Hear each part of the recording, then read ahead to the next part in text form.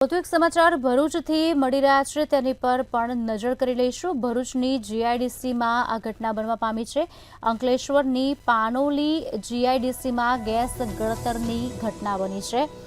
Ammonia gas છૂટ્યો હોવાની સંભાવના સેવવામાં આવી રહી છે। આપને જણાવી દઈએ, કામદારોને આંખમાં બળતરા સહિત શ્વાસ લેવામાં તકલીફ પડી રહી છે।